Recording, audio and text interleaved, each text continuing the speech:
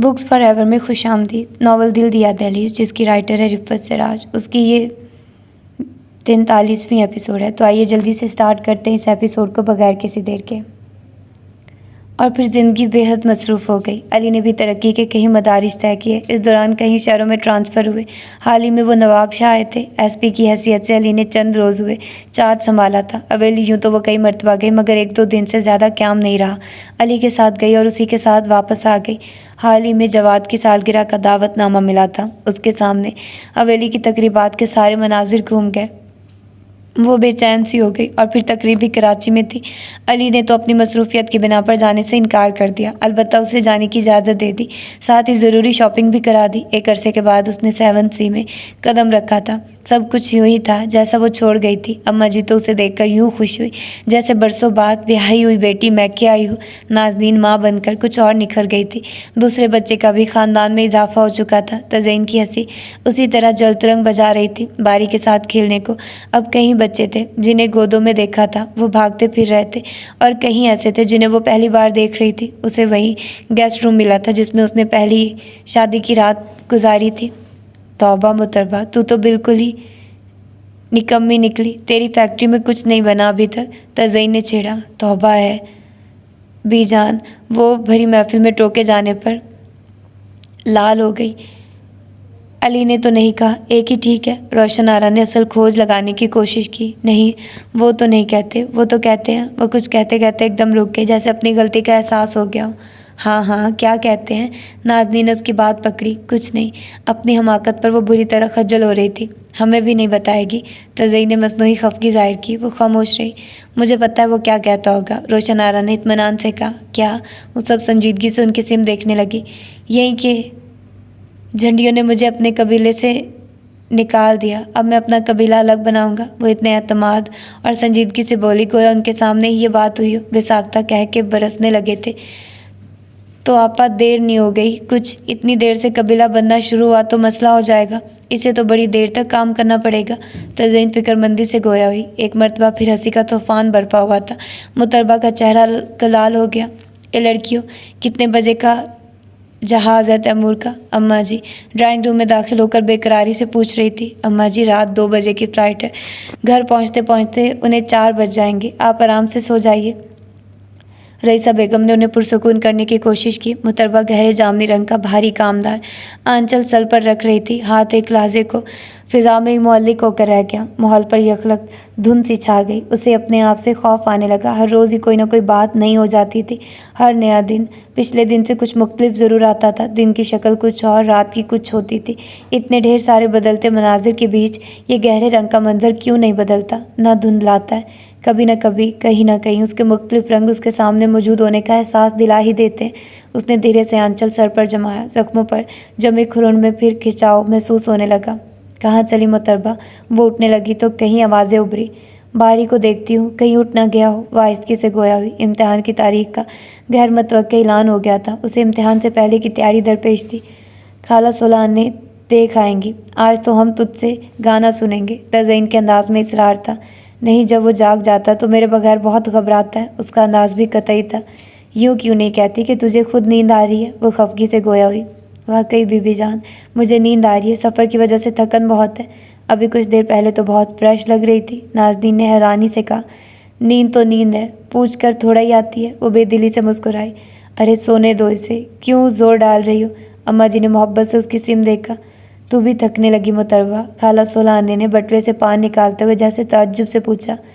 انسان ہی تھکتے ہیں خالہ، وہ اداسی سے مسکرائی جیسے گہرے بادلوں کے بیچ ذرا کی ذرا کو چاند۔ بتاؤ، ہم تو سوچ رہے تھے تجھ سے گانا سنیں گے۔ روشن آرا نے مایوس انداز میں نشست کا انداز بدلا۔ گانا تو میں نہیں سناؤں گی، نہ آج نہ کل۔ اس کا انداز واضح اور قطعی تھا۔ ہیں وہ کیوں؟ سب کی سب بھونچی رہ گئی۔ کہیں علی ناراض نہ ہو؟ بقول اماں جی کے بعض اوقات چھوٹی چھوٹی باتوں پر گھر بگڑ جاتے ہیں۔ وہ بہت آہستہ انداز میں بات کر رہی تھی۔ خدا نخواستہ! اماں جی تو دہل کر رہ گئی۔ لو، علی کو بتائے گا کون کہ تو نے گانا سنایا تھا؟ نازنین نے کہا۔ پھر بھی ان سے چوری تو ہوئی نا؟ ایک رو پہلی روشن دودیا ہاتھ اس کے قلب سے نمودار ہوا۔ ایک تماچہ اس کے رخسار پر رسید کیا۔ وہ تھرا کر رہ گئی۔ آپ لوگ مجھے معاف کر دیجئے، پھر سنا دوں گی، کل ان کا فون آئے گا تو پوچھ لوں گی۔ وہ سادگی سے کہہ کر باہر نکل گئی۔ واہ صاحب، کیا اطاعت ہے، سیدھی جنت میں جائے گی، روشن آرا نے ہنس کر کہا۔ ہاں تو اچھی بات ہے نا، اپنے مرد کا خیال رکھنا چاہیے، اماں جی نے اس کی اس خوبی کو سراہتے ہوئے کہا۔ بہت ہی سیدھی ہیں اماں جی آپ بھی، اس طرح کی گھریلو محفلوں میں تو سب جگہ چلتا ہے، کسی کی آواز اچھی ہوتی ہے تو اسے گانا سن لیتے ہیں، مگر لگتا ہے کہ یہ بہت گہری ہو گئی ہے، ہمیشہ کے لیے اندر سے اداس۔ اس کی بے خبری اس کا سب سے بڑا دکھ تھی۔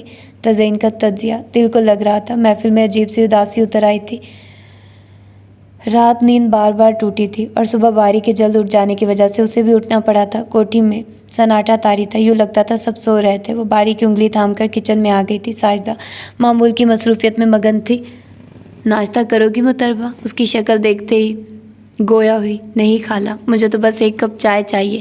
البتہ باری کو ناشتہ کراؤں گی، ایک انڈا ابال دو، ہاف بوائل، اتنے میں توست سینکتی ہوں۔ وہ تھکے تھکے انداز میں باری کو کرسی پر بٹھا کر ٹوسٹر آن کرنے لگی۔ میں کر لوں گی، سب رہنے دو، صابرہ نے ٹوکا۔ کوئی بات نہیں خالہ، اتنے میں تم ایک کپ دودھ ٹھنڈا کر لو، چینی ہلکی ڈالنا۔ وہ اسی کیفیت میں گویا ہوئی تھی۔ طبیعت ٹھیک نہیں لگتی تیری؟ صابرہ غور سے اس کی شکل دیکھ کر بولی۔ نہیں ٹھیک ہوں، وہ پھیکی ہنسی ہنس کر بولی۔ گھر والا یاد آ رہا ہوگا؟ صابرہ نے ماحول خوشگوار کرنے کی کوشش کی۔ وہ بھولتا ہی کب ہے، وہیں تو اب راستے کی روشنی ہے، کیسے بھولوں؟ وہ یاسیت سے گویا ہوئی۔ آج تو سب دیر سے اٹھیں گے، تیمور خانہ رات 3:30 بجے آئے تھے، سب صبح تک جاگتے رہے، اب دیکھو ناشتہ کتنے بجے ہوگا؟ صابرہ جیسے خود کلامی کر رہی تھی۔ اس کا دل پھر بڑی زور سے دھڑکا۔ آ گئے؟ وہ بے ساختہ بولی تھی۔ ہاں ماشاءاللہ بڑی اچھی صحت ہو رہی ہے، بہت خوبصورت لگ رہے تھے، کالے کوٹ پتلون میں۔ صابرہ کے انداز میں جان نثار ملازم کا وارفتہ بے لوث تاثر تھا۔ اس کے سامنے دیوار پر ایک عکس روشن ہو گیا۔ وہ جلدی سے باری کی سمت آئی اور ٹکر ٹکر دونوں کی سرگرمیاں دیکھ رہا تھا۔ اس کے خاموش معصوم انداز پر اسے بے ساختہ پیار آ گیا۔ اس نے باری کا رخسار چوم لیا۔ اللہ نظر سے بچائے، بڑا نصیب والا بچہ ہے، قسمت سے ہی سوتیلی ماں اچھی ملتی ہے۔ صابرہ کو اس کی بے ساختگی اچھی لگی۔ بڑے قرضے چڑھا دیے ہیں اس کے باپ نے مجھ پر، بہت ہوشیار ہے، جیتنا آتا ہے اسے۔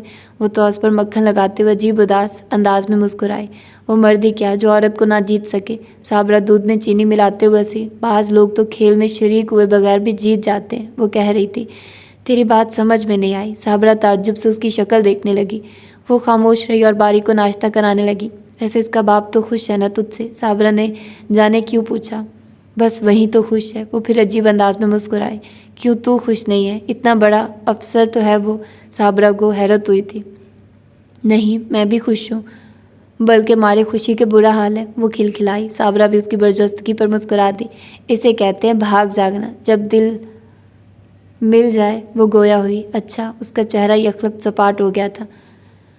وہ باری کو نہلا کر خود بھی نہا دھو کر باغ میں چلی آئی تھی۔ صبح کے 9:30 بج رہے تھے۔ چمکیلی دھوپ نے باغ میں بہت حسن پیدا کر دیا تھا۔ ابھی دھوپ میں تیزی نہیں آئی تھی۔ وہ باری کے ساتھ بیٹ بال بھی لائی تھی، چھوٹا سا، اور اس کا وائٹ گھوڑا بھی، کہ جانے کس موڑ میں کیا طلب کر بیٹھے۔ بیٹ بغل میں تھا اور گھوڑا سینے سے لگا ہوا تھا اور چھوٹی سی گیند ہاتھ میں پکڑی ہوئی تھی، جبکہ باری پیچھے بھاگتا ہوا آ رہا تھا۔ بہت ہی دلچسپ منظر تھا۔ امی دھولے پہ بیٹھوں گا، وہ بھاگتے ہوئے بول رہا تھا۔ بیٹا گھوڑے پر بیٹھ کر کرکٹ نہیں کھیلی جاتی، البتہ گھوڑے پر بیٹھ کر ہاکی کھیلتے ہوئے تصویروں میں دیکھا ہے، وہ ہنستی ہوئی کہتی جا رہی تھی۔ اب بتا دو، گھوڑے پر بیٹھنا ہے یا کرکٹ کھیلنا ہے؟ اسے پولو کہتے ہیں، جس کی آپ بات کر رہی ہیں، یعنی گھوڑے پر بیٹھ کر ہاکی کھیلنے کی۔ سائڈ کی بینچ سے ایک وضاحتی جملہ کانوں تک آیا۔ وہ بری طرح چونک پڑی۔ بھلا یہ آواز نہ پہچانتی؟ السلام علیکم خان۔ سامنے تیمور علی خان اسے نئے انداز میں دیکھ کر خفیف سا مسکرا رہے تھے۔ وعلیکم السلام۔ ٹھیک ہے، لگتا ہے بہت دوستی ہوگی بچے سے، انہوں نے بچے کی طرف دیکھ کر پوچھا۔ دشمنی تو ہماری بس آپ سے ہے، دوستی بہت جلدی ہو جاتی ہے سب سے۔ وہ خود کو سنبھال کر بہت دھیمی آواز میں گویا ہوئی۔ علی کیسا ہے؟ انہوں نے سبز کپڑوں میں ملبوس بھیگے بالوں والی محتربہ کو بغور دیکھا تھا۔ اچھے ہیں، خوش ہیں، اس نے خاصی بے توجہی سے جواب دیا۔ یعنی تم نے خوش رکھا ہوا ہے؟ گڈ، انہوں نے کسی استاد کی طرح شاباشی دی۔ آپ کا اماں جی کا حکم ہے، اس نے مبہم سی تلخی کے ساتھ جواب دیا۔ یعنی تمہارا دل نہیں چاہتا کہ اتنے اچھے شوہر کا خیال رکھو؟ انہوں نے تعجب سے سوال کیا۔ وہ خاموش رہی۔ ہماری اس سے 2-3 بار فون پر بات ہوئی، ہمیں یہ جان کر بہت خوشی ہوئی تھی کہ تم سے بہت خوش ہے، کہ تم اس کے بیٹے سے بہت پیار کرتی ہو۔ اتنا پیارا بچہ ہے، اسے تو سبھی پیار کرتے ہیں، پھر میں کیوں نہ کروں گی کہ یہ اس شخص کی اولاد ہے جس نے مجھے عزت دی۔ وہ زہریلے انداز میں مسکرا رہی تھی۔ تیمور علی خان نے اس کی سمت ستائشی نظروں سے دیکھا۔ ان کے سامنے وہ لٹر سی متربہ نہیں تھی بلکہ ایک سنجیدہ سی سمجھدار بیوی کھڑی تھی۔ یعنی بات عقل میں آ گئی، اچھی بات ہے۔ وہ اخبار رول کرنے لگے۔ بعض لوگ وہ زندگیاں گزارتے ہیں خان، ایک عقل کے ساتھ، ایک دل کے ساتھ، اور یہ بڑا مشکل کام ہوتا ہے۔ وہ گھاس پر بیٹھ کر باری کے گھوڑے کو دھکیلنے لگی۔ تیمور علی خان ایک ثانیہ کو دم بخود سے رہ گئے۔ انہیں ہرگز یقین نہیں آ رہا تھا کہ یہ متربہ ہے، بلا کی پر اعتماد، بے نیاز و بے وقوف، مگر بہت ناراض سی۔ کیوں؟ وہ گھنے جنگل میں شکار کھیل سکتے تھے، مگر اس کیوں کے صحرا سے انہیں ہمیشہ خوف آتا تھا۔ وہ اس کی سرحدوں کے پاس سے بھی گزرنا نہیں چاہتے تھے۔ تھوڑی بہت خود فریبی سبھی کو جائز ہے، تو یہ ہے بے وقوفانہ حرکت کی ضرورت ہی کیا ہے؟ کیوں خود کو مشکل میں ڈالتی ہو؟ اتنے اچھے پارٹنر کے ساتھ یوں بھی زندگی بہت آسان ہو سکتی ہے۔ وہ اپنے فطری مالکانہ سبھاؤ سے گویا ہوئے، حالانکہ اب وہ ان کی کنیز نہیں تھی۔ اس نے کوئی جواب نہیں دیا اور بچے کی طرف ساری توجہ کر لی۔ تیمور علی خان کو اس کے انداز سے بہت احساس توہین ہوا، مگر برداشت کیا کہ اس مقام تک وہ اسے خود ہی تو لائے تھے۔ وہ بے ایمان زیتون بانو نہیں تھی،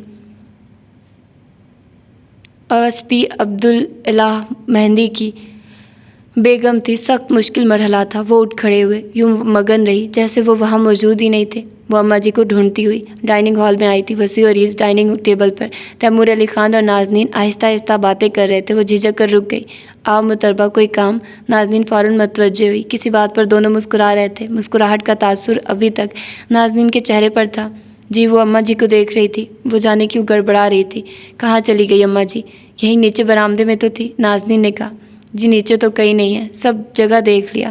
وہ پلٹنے لگی۔ اسی دم ڈرائنگ روم میں رکھے ٹیلی فون سیٹ کی گھنٹی بجی۔ متربہ، ذرا فون سننا، شاید امی کا ہے۔ نازنین نے گھوم کر اسے مخاطب کیا۔ ڈرائنگ اور ڈائننگ کے بیچ صرف ایک پردہ تھا، وہ بھی ہٹا ہوا تھا۔ اس نے ریسیور اٹھایا۔ ہیلو، کیا حال ہے بیگم صاحبہ کے؟ دوسری طرف علی کی شوخ آواز ابھری۔ السلام علیکم۔ شوخی کا جواب بڑا سادہ سا تھا۔ کیا ہو رہا ہے؟ کچھ نہیں، اماں جی تو اب مجھ سے کوئی کام کرواتی نہیں ہے، یہاں والوں کا خیال ہے آپ برا مانیں گے۔ وہ بہت آہستہ آواز میں بات کر رہی تھی۔ بالکل برا مانیں گے، بہت سمجھدار ہیں حویلی کے لوگ۔ اس حساب کا انداز میں علی کی برجستگی تھی۔ خیر یہ بات تو ہے، مگر یہ سب لوگ مجھ سے سچ مچ محبت کرتے ہیں۔ وہ مسکرائی۔ سب کی محبتوں کا ٹھیک ٹھیک اندازہ ہے سوائے ہماری محبت کے۔ وہ حد پار کرنے لگا۔ اکیلی نہیں ہوں میں ادھر، اس نے گھبرا کر ٹوکا۔ کون کون بیٹھا ہوا ہے؟ لاپرواہی کے انداز میں سوال ہوا۔ تیمور خانہ آئے ہوئے ہیں، اپنی بھابھی سے باتیں کر رہے ہیں۔ اس نے گردن موڑ کر پیچھے دیکھا۔ پہلے ہی کیوں نہ بتا دیا؟ بلاؤ تیمور کو۔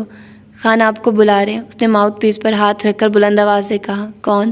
وہ اٹھتے ہوئے پوچھ رہے تھے۔ یہ ہیں، اس نے نظریں جھکا کر جواب دیا۔ ریسیور ہیلڈ اپ کر دیا۔ خاندان تو چھوٹا ہی تھا، نام بھی چھوڑ دیا پارٹنر۔ تیمور علی خان نے مسکرا کر گفتگو کا بے ساختہ آغاز کیا۔ کیا مطلب؟ علی کے لہجے میں حیرت امیز استفسار تھا۔ مطلب یہ کہ آپ کی بیگم صاحبہ سے پوچھا فون پر کون ہے تو فرماتی ہیں ناؤن ختم پر ناؤن سے گزارا ہو رہا ہے۔ بس یار، ہم تو اسے بھی ادا ہی کہتے ہیں، اس قدر حسن ہو تو پھر ہر ادا ہی برحق ہے۔ علی کا کہکا بلند ہوا۔ بس اپنی اپنی قسمت بھی ہے، تم تو ڈارلنگ کہہ کر انشاءاللہ بلائے جاؤ گے اور ہمیں یہ وہ پر گزارا کرنا پڑے گا۔ وہ تیمور کو ہنستا مسکراتا اور نازنین کو فون بند ہونے کا منتظر چھوڑ کر باہر نکل گئی تھی۔ سالگرہ کا ہنگامہ رات گئے تک جاری رہا۔ اس نے کھانا بھی لیٹ کھایا تھا اور شاید پانی پیے بغیر ہی سو گئی تھی، اس لیے کہ وہ نہایت گہری نیند سے چونک کر جاگی تو دھیان آیا شاید پیاس لگی ہے۔ اس نے ٹیبل پر رکھے جگ کی سم دیکھا، پھر کچھ سوچ کر کمرے سے باہر آ گئی۔ اس وقت نہایت ٹھنڈا پانی پینے کی خواہش ہو رہی تھی۔ وہ زینہ اتر کر نیچے آئی تو یہ دیکھ کر بڑی حیرانی ہوئی کہ لاؤنج اور ڈرائنگ روم کی لائٹیں روشن تھیں اور دھیرے دھیرے باتیں کرنے کی آوازیں بھی آ رہی تھیں۔ دل تو پہلے ہی گھبرا رہا تھا، اس کی گھبراہٹ مزید بڑھ گئی۔ اس نے کھڑکی کے شیشے سے یوں ہی چلتے چلتے جھانکا تو حیرت سوا ہو گئی۔ اماں جی، بابا صاحب اور تیمور خان نہایت فکر مندی بلکہ سکتے سی کیفیت میں بیٹھے ہوئے تھے۔ اسے وحشت سی ہوئی تھی۔ وہ بے ساختہ اور بلا ارادہ دروازے سے اندر داخل ہو گئی تھی۔ کیا ہو گیا اماں جی؟ اتنی رات ہو گئی، آپ سوئی نہیں ابھی تک؟ اسے ان کا چہرہ دیکھ کر ڈر سا لگنے لگا۔ وہ خالی خالی آنکھوں سے اس کی سم دیکھ رہی تھی۔ مرجھائی ہوئی کلیاں ابھی تک اس کے بالوں میں جھول رہی تھی، میٹے میٹے میک اپ کے نشان باقی تھے۔ نیند سے جاگنے کی وجہ سے آنکھیں سرخ ہو رہی تھی، پپوٹے بوجھل تھے۔ ادھر آ میری بیٹی، میرے گلے سے لگ جا، اماں جی کی آواز بھرا رہی تھی۔ کیا کرتی ہیں آپ، بچی ہے، رات کا وقت ہے۔ بابا صاحب کا سکتہ ٹوٹا۔ تیمور نے بھی بے قراری سے پہلو بدلا۔ اس کا دل بیٹھ گیا۔ کیا ہوا اماں جی؟ اس کی آواز لرز رہی تھی۔ کچھ نہیں۔ بابا صاحب نے تیمور کی سم دیکھا۔ کچھ نہیں تو آپ سب اتنی رات کو کیوں جاگ رہے ہیں؟ اس کا دل تیز تیز دھڑکنے لگا تھا۔ اسے نہیں بتائیں گے تو کیا کالے چور کو بتائیں گے؟ اماں جی کے صبر کا پیمانہ لبریز ہو گیا۔ بتائیے نا خان، کیا ہوا ہے؟ اس کی نیند ایک دم ہوا ہو گئی تھی اور ٹانگیں کانپنے لگی تھی۔ جانے کہ اس کا وجدان کہہ رہا تھا کہ جو کچھ بھی ہے اس کی ذات سے متعلق ہے۔ بات یہ ہے کہ علی زخمی ہو گیا ہے، ڈاکوؤں سے مقابلے میں، وہ ہاسپٹل میں ایڈمٹ ہے، گھبرانے کی بات نہیں ہے، تیمور علی خان نے ٹھہر ٹھہر کر اسے دلاسے کے انداز میں بتایا۔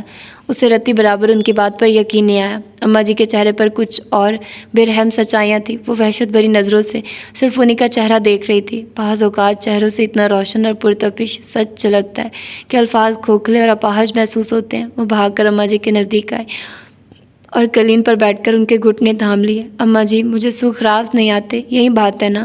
اس کے الگ سے بامشکل آواز نکل رہی تھی۔ اماں جی کے آنکھوں سے چند قطرے کر کے جھریوں میں گم ہو گئے اور اتنے زور سے چکر چلے کہ بادے بان میں ہی ٹوٹ گئے۔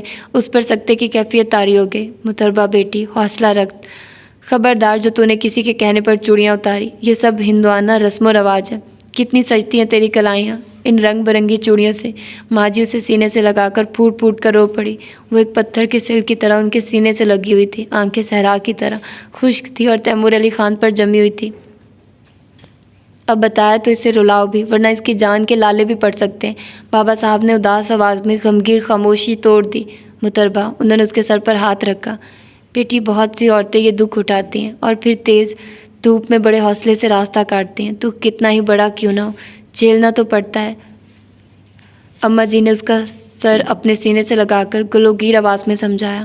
علی چلے گئے اماں جی، اس کی آواز بہت گہرے کنویں سے آئی۔ سب نے جانا ہے بیٹی، وہ رو پڑی۔ وہ تو سب جب جانا ہے، مگر آپ خان سے پوچھیے، انہیں کھیلنے کو میں ہی ملی تھی، آپ انہیں کوئی بڑی سی گڑیا لا دیتی۔ اماں جی، یہ میرے دل کے پیچھے ہاتھ دھو کر پڑے ہیں، ذرا ان کی طرف دیکھیے، کسائی نظر آ رہے ہیں۔ اماں جی نے ہر وہ بات پسند ہے جس سے میرا دل کام جائے، جس سے میری آواز کمزور پڑ جائے، جس سے میری آنکھ کے خون روئیں، جو مجھے راتوں کو رلائے جگائے۔ آپ کو پتہ ہے، آپ ان کی خوشی سے بری حالت ہوگی۔ اماں جی، میں رو رہی ہوں۔ وہ بلک بلک کر رو دی۔ تینوں اپنی جگہ دم بخود سے بیٹھے تھے، جیسے حرکت محال ہو۔ بابا صاحب الجھی ہوئی نظروں سے اس کی جانب دیکھ رہے تھے۔ اماں جی، مجھے تو ہنسنے کا شوق تھا، یہ رونا کیوں پڑ گیا؟ اماں جی، میں بیلے کی کلیاں پہنوں گی، میں نہیں پہنوں گی سفید کپڑے۔ خان میری جان کے دشمن، اللہ کرے۔ ہوش کر محترمہ۔ اماں جی نے بے ساختہ اپنا ہاتھ اس کے منہ پر رکھ دیا۔ کلیجہ کام کر رہ گیا تھا ان کا۔ بیٹی، وہ کسی سے پوچھ کر تقدیر نہیں لگتا، تیرا خان اسے تیرے لیے خوشی بنا کر لایا تھا، تیرا گھر بسایا تھا بیٹی۔ میرا دل اجاڑا تھا اماں جی۔ وہ چیخیں مار مار کر رونے لگی۔ بابا صاحب کو ایک گہری چپ نے گھیر رکھا تھا۔ تیمور اپنی انگلیاں چٹکا رہے تھے۔ نہایت اضطراری کیفیت تھی۔ شاید کوئی اور موقع ہوتا تو دلاور علی خان اس کی زبان پر انگارہ رکھوا دیتے، مگر اب یہی سمجھا جا رہا تھا کہ اچانک صدمے سے اس کا ذہنی توازن بگڑ گیا۔ یہی لائے تھے اسے میرے لیے، انہوں نے قسمت کا فیصلہ کیا تھا۔ وہ تو یوں بھی گولی کے نشانے پر تھے۔ وہ مجھے کہتا تھا کہ میں مہندی اس کے نام کی گولی سنبھال کر رکھے ہوئے۔ وہ مجھ سے مذاق میں کہتا تھا، کبھی بھی خدا حافظ کہہ سکتا ہوں، ہر ملاقات کو آخری سمجھا کرو۔ وہ ڈاکوؤں کی گولی سے نہ مرتا تو میں مہندی اسے مار دیتے۔ اماں جی، انہوں نے مجھے اجاڑنے کے لیے بسایا تھا۔ اماں جی، انہیں مجھ سے بہت چڑ ہے، انہیں میرا ہر کام غلط لگتا ہے، پتہ نہیں کہاں کہاں کا غصہ نکالا انہوں نے مجھ پر۔ ہائے میرے اللہ! علی، وہ بری طرح دھاڑے مار مار کر روئی۔ تیمور! بابا صاحب کی آواز بہت دھیمی تھی۔ جی بابا صاحب۔ وہ کسی دھیان سے چونکے۔ بیٹے، تم اس کے سامنے سے ہٹ جاؤ، یہ اپنے ہوش میں نہیں ہے، جاؤ اور پتہ کرو میت یہاں کب تک پہنچے گی۔ وہ بہت دھیمی آواز میں بول رہے تھے، مگر اس نے سن لیا۔ میت؟ ہائے اماں جی! وہ تیورا کر قالین پر ڈھہ گئی تھی اور اسی لمحے دوسرے گھر والے افتا و خیزہ اندر داخل ہوئے تھے۔ سب سے آگے بدحواسی کے عالم میں خالہ 16 آنے تھی۔ کیا ہوا اماں جی؟ تزئین حواس باختہ نظر آ رہی تھی۔ پانی لاؤ 16 آنے، اسے ہوش میں لاؤ۔ اماں جی نے جیسے تزئین کی بات نہیں سنی۔ خالہ 16 آنے چشم پشم دوڑ گئی۔ اماں جی، بابا صاحب کیا ہوا اسے؟ رئیسہ بیگم کے چہرے پر بھی ہوائیاں اڑ رہی تھی۔ علی اب دنیا میں نہیں ہے بیٹی، بابا صاحب نے بہت وقار سے مضبوط لہجے میں سب کے سروں پر بم پھوڑا۔ ہیں جی کیا؟ مختلف قسم کی آوازیں گونجنے لگی۔ کس نے بتایا؟ نازنین نے بہت دکھ سے محترمہ کی طرف دیکھتے ہوئے پوچھا۔ فون آیا تھا اس کے اسٹیشن سے، وہاں گھر پر کیا ہوگا، ملازم نے یہاں کا نمبر دیا ہوگا، تیمور نے سنا تھا انہوں نے بہو کی سمت ایک نگاہ اپنے مخصوص انداز میں ڈال کر جواب دیا، ہمیں بہت دکھ ہوا، بنی زندگی بگڑی ہے، جتنا غم کرے کم ہے۔ وہ تعصب بھرے انداز میں کہہ رہے تھے، اللہ ہے صبر دینے والا، ورنہ مرنے والے کے ساتھ مر جائیں لوگ، مجھے تو فکر ہوگی اس کا دماغ نہ تل پٹ جائے، اماں جی بھرائی ہوئی آواز میں کہہ رہی تھی۔ اسی دم خالہ سولہ نے جگ گلاس لیے تیزی سے اندر داخل ہوئی۔ رئیسہ بیگم نے جگ ان کے ہاتھ سے لے لیا اور جلدی جلدی اس کے منہ پر چھینٹے ڈالنے لگی۔ تزئین بھی دو زانوں بیٹھ کر اس کے رخسار تھپتھپانے لگی۔ محتربہ اٹھو، دیکھو یہاں سب ہیں، دیکھو اماں جی بہت پریشان ہو رہی ہیں۔ شاباش، مگر وہ ٹرس سے مس نہیں ہوئی۔ ٹھہریں آپا، اس طرح کام نہیں چلے گا، ہم میڈیکل ٹریٹمنٹ کرتے ہیں۔ تیمور باہر نکل گئے۔ ہائے کیسی مشکل آئی ہے بچی پر، اماں جی کی آنکھوں سے آنسو بہنے لگے۔ آپ اپنے آپ کو سنبھالو رئیسہ کی ماں، ورنہ بچی کو سنبھالنا مشکل ہو جائے گا۔ دلاور علی خان کو بیوی کے بہتے آنسوؤں سے اور طرح کی پریشانی لاحق ہوئی۔